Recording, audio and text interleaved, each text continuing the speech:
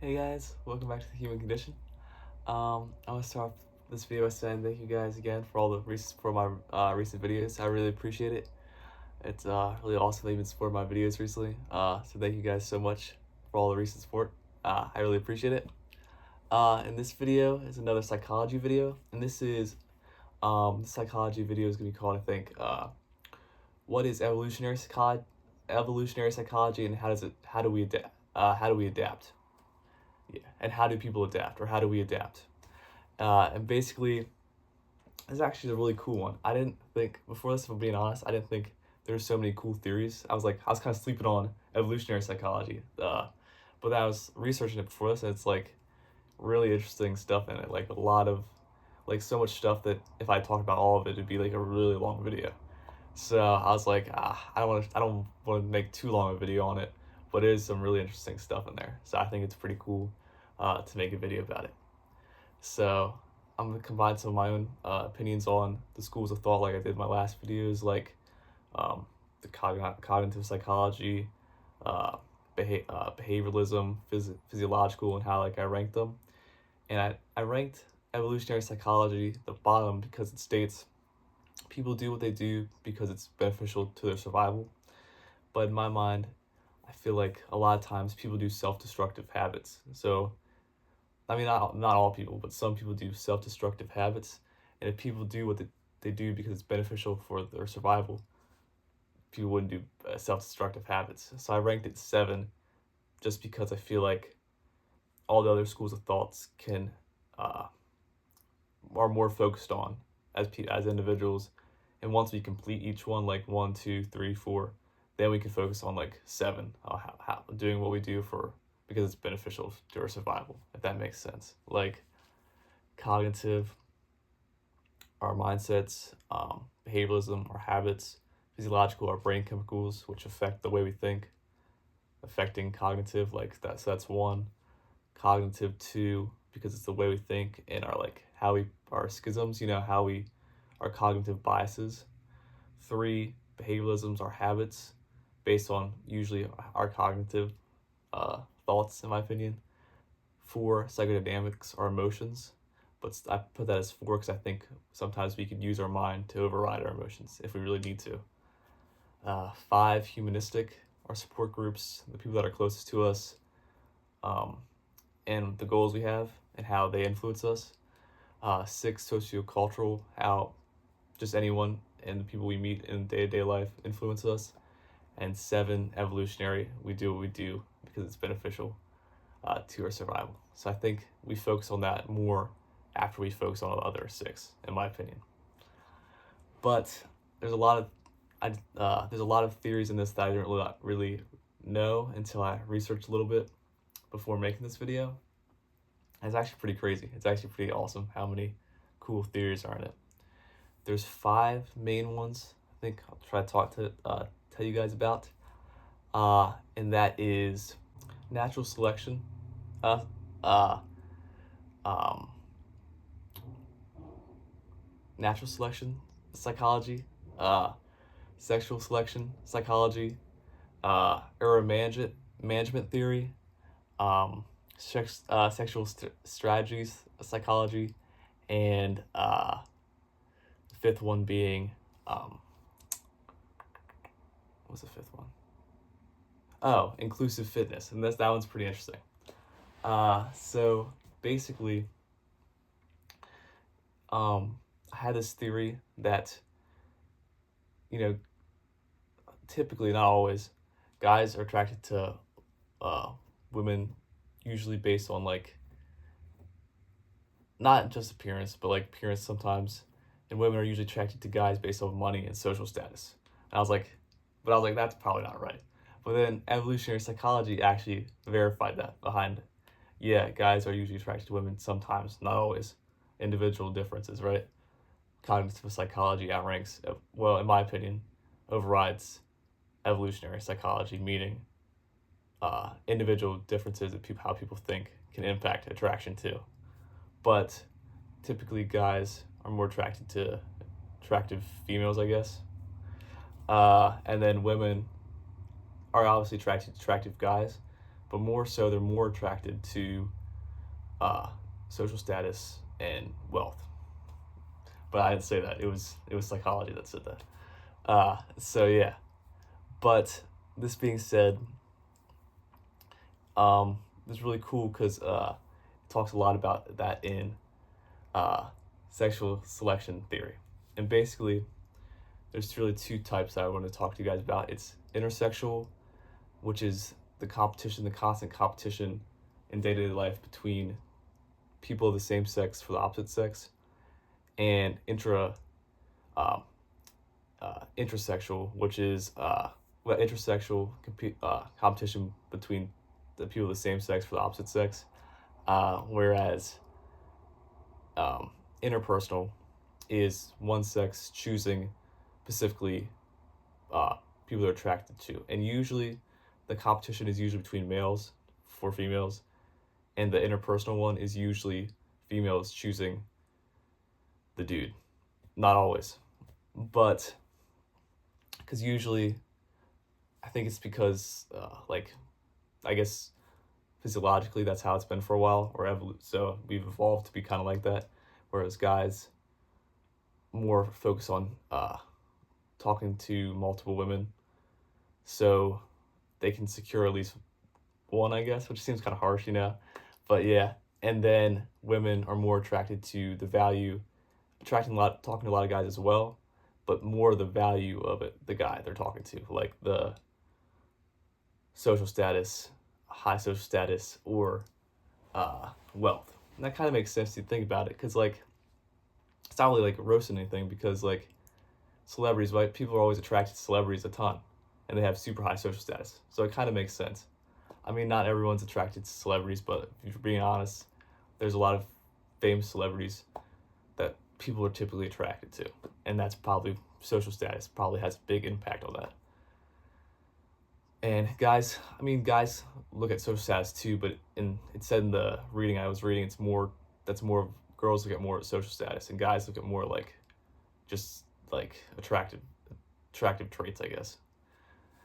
So this being said, it's pretty interesting. It was pretty interesting when I was reading up on it. Pretty cool, pretty lit. So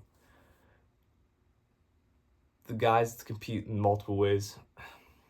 It's usually they strengthen their social status when it's to attract mates. It said the terms used was mates, so I'll say that mates.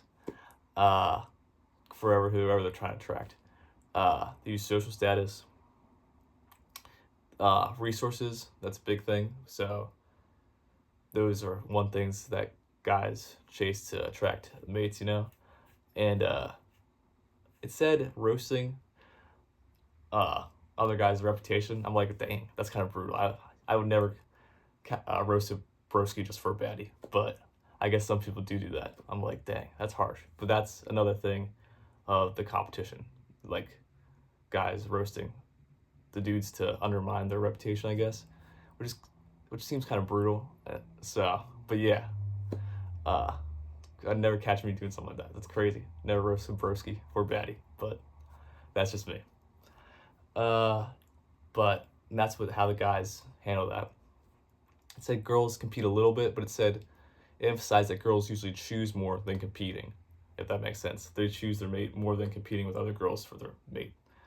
That being said, they're more likely to choose a guy based on social status, wealth, all the 9 yards, the complete. Whereas a guy might not notice that quite as much until later on, and that might increase attraction later on. So that's interpersonal, personal. For the sexual strategies or sexual attraction or something. I don't like, yeah. So that would be that. So that's pretty interesting part. For the inclusive fitness, this one was pretty interesting. Inclusive fitness, it says it kind of explains altruism, because like, you know, how, like, it's a big thing, like, when people, like, sacrifice themselves for the greater good, like, in the movies, it's really cool and awesome and lit. Um, it says a lot of times this is really prevalent with families, and it suggests that's because we want our genes to live on, like from a biological standpoint. So if even though we might not be able to make it always, it's kind of wholesome. We want our people closest to us and our family to be able to pass our genes on, so we can further uh, our family genes to live further on for generations. So we will give up ourselves to, like, especially help our family members and people related to us genetically. It doesn't explain altruism for like friendships, but that's probably more of a cognitive thing than evolutionary psychology, I guess, in my opinion. I could be wrong. But yeah. So that's inclusive fitness. Trying to include not just yourself for fitness, and a fitness it means by like just it could be fitness like big like muscular, but like fitness and your ability to reproduce. Inclusive fitness is like trying to help the people around you uh, do the same, so your family genes leave a legacy, I guess, which is kind of cool. Management theory. This is an interesting one. It says we try to we try to think what we believe, and then to be the reality in most situations. So we will overestimate things, and we often underestimate things based off um, the situation. So, for example, like sometimes we'll overestimate threats because it's worth the risk if something's not a threat, because you don't want to underestimate a threat because it's dangerous to your survival. So that makes sense. Sometimes we'll underestimate things as well. For example, we may underestimate. I think when I was reading up on it, it said like we might underestimate, or we might overestimate the if someone were attracted to someone, that they're attracted to us too, just because we, from a biological standpoint, think it's worse to lose an opportunity than get rejected. And that can be individual based, because a lot of times people might be like, oh wait, I think it's worse getting rejected than losing an opportunity. So it just depends on the individual. So there's that. So that was inclusive fitness, sexual selection, and urban management theory. Then there was sexual strategies, for how like people want to reproduce and live. Basically, the whole evolutionary school of thought is how we adapt as people to further generations to come in the future, which is kind of wholesome. Think about it, it's kind of pretty like wholesome in a way to try to help further society, which is pretty interesting, cool. So there's that. The other two talk about sexual selection, error management theory, inclusive fitness. I think I'm trying to remember the other two. I think the other two were natural selection. The idea, this one's cool. It believes theoretically, I think it's said something like, basically as people were just getting improving in general throughout society and throughout history. For example, kind of makes sense because we were cavemen. We're not like cavemen anymore. We're not like hunched over, hitting each other with clubs, which is pretty lit, and no more doing that, which is nice. So it's a theory that as people were just getting more attractive, more smarter, and just improving throughout society and throughout history. So that's something to look forward to, I guess. When you have like kids and stuff too, it's like, well, that's cool. I'm furthering the human growth in a way, and development, which is interesting and cool.